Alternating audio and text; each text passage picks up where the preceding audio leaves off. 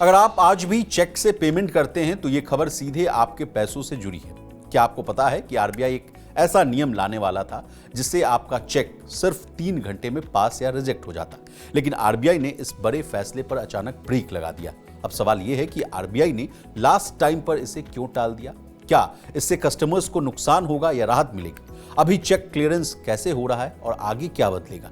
RBI के नए CCS नियम जो है सिस्टम कहिए वो क्या है, फेज 2 वाला मामला क्या है, इन तमाम सवालों को हम आगे जो है इस वीडियो में समझने की कोशिश करते हैं। नमस्कार, मैं हूं विशाल शर्मा और आप देख रहे हैं मनी 9। चलिए सबसे पहले पूरी कहानी को डिटेल में समझते हैं। दरअसल भारतीय रिजर्व बैंक यानी आरबीआई ने चेक से पेमेंट करने वाले लोगों को लेकर एक अहम फैसला लिया है।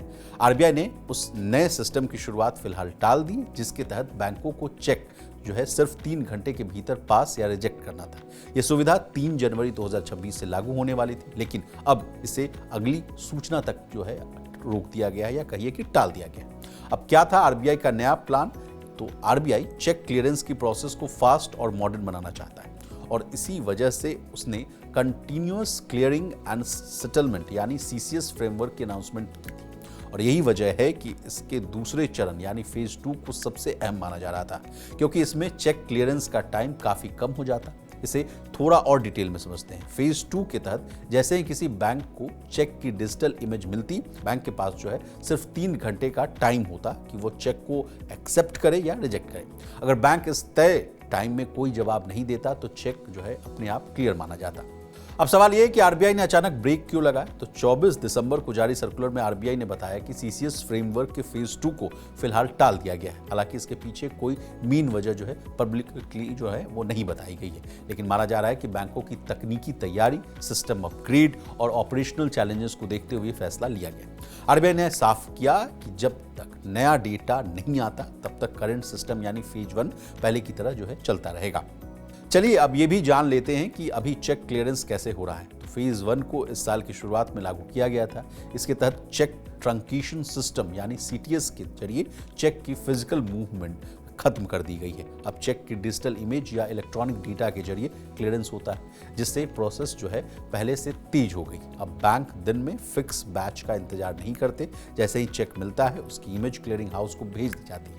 ड्राई बैंक इस इमेज को देखकर जो है फैसला करता है और इलेक्ट्रॉनिक तरीके से अप्रूवल या रिजेक्शन भेजता है। तो अब आपको समझ में आ गया कि अभी इस तरीके से ही चेक जो है वो क्लियरेंस होता है। अब साथ ही ये भी जान लेते हैं कि चेक प्रोसेसिंग टाइम में क्या बदलाव हुआ। तो आरबीआई ने चेक प्रोसेसिंग के वर्किंग आवर्स में भी बदलाव किया है। अब चेक जमा करने की विंडो सुबह 9 बजे से दोपहर 3 बजे तक खुली रहेगी, जबकि बैंक सुबह 9 बजे से शाम को जो है 7 बजे तक चेक को कंफर्म या रिजेक्ट कर सकते हैं, जिससे कस्टमर्स को उसी दिन चेक क्लियर होने की पॉसिबिलिटी जो है वो बढ़ जाती है। अब सवाल यह भी है कि फेज 2 टलने का आम लोगों पर क्या असर पड़ने वाला है। तो फेज 2 के टलने का मतलब है कि फिलहाल चेक क्लियरेंस में 3 घंटे की स्ट्रिक्ट डेडलाइंस लागू नहीं होगी, यानी चेक पास होने में अभी थोड़ा समय लग सकता है। हालांकि करंट सिस्टम पहले से कहीं ज्यादा तेज है, इसलिए कस्टमर्स को बहुत बड़ी परेशानी नहीं होगी। तो ये रही पूरी स्टोरी आरबीआई के फेज 2 पर जो चेक क्लियरेंस का जो नियम है उस फैसले की।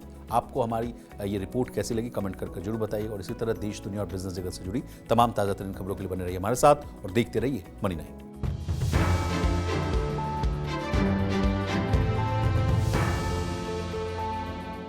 ग्लोबल संकेतों के दम पर कैसे खुलेंगे हमारे बाजार? क्या कह रही हैं खबरें और ब्रोकरी रिपोर्ट्स? किन शेयरों में बनेगा पैसा? बाजार खुलने के बाद क्या खरीदें, किन शेयरों को करें पोर्टफोलियो से बाहर? कैसा रहा बाजार का दिन भर का कारोबार?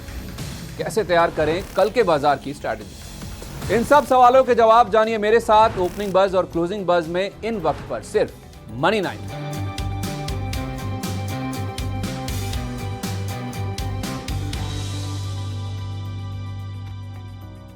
मनी 9 लाया है मेंबरशिप प्रोग्राम मनी 9 प्राइम। अब आपके दिमाग में कई सारे सवाल होंगे, मसलन आखिर क्या है ये मनी 9 प्राइम, आपके लिए यानी दर्शकों के लिए इसके क्या फायदे हैं, और एक बड़ा सवाल ये कि मनी 9 प्राइम से आखिर जुड़ना कैसे है। तो इसकी पूरी जानकारी हम आपको देने जा रहे हैं। मनी 9 प्राइम में 3 प्लान होंगे, इकोनॉमी, स्टैंडर्ड और वीआईपी। तो फटाफट ज्वाइन कीजिए यूट्यूब पर मनी 9 प्राइम। ज्वाइन करने के लिए मनी 9 के यूट्यूब पेज पर जाइए, होम पेज पर मिलेगा ज्वाइन बटन, इसे क्लिक करें, अपनी पसंद का प्लान चुनें और बस हो गया, अब आप रहेंगे सबसे आगे।